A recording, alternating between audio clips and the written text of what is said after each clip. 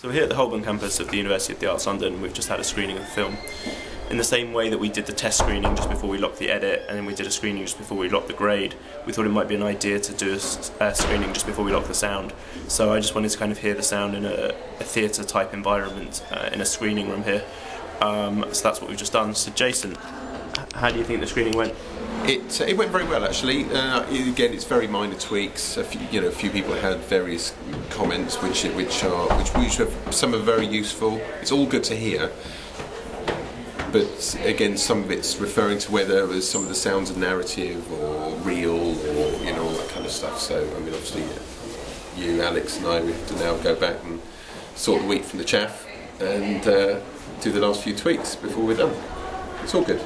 So as well as myself and Jason and Tom at the screening, we also had Morat came along, and we also had Jim, who's our music supervisor, and you guys haven't met him yet. So I just want to introduce Jim. Hi Jim. Hello. Hello. Could you maybe just talk a little bit about the music in the film? Yeah. So Alex approached me quite some time ago now. Told me what he wanted for his film. He told me that he didn't want a score of any real description in the kind of in the more normal sense of the word, but he wanted bands in the film, tracks that kind of blended with the natural environment, I suppose, of the whole film. And there were tracks in some of the rough edits that Alex had already kind of sourced.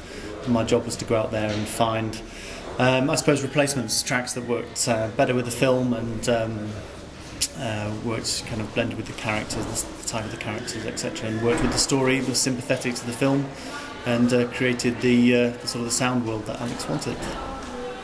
Thank you, Jim. So that's it. Just diegetic music in the film, just all from stereos and all that kind of stuff. And we'll hopefully follow up this video blog with a text blog in the next couple of weeks with full details of all those bands and hopefully some free MP3s for you. So keep an eye on the blog. Cheers.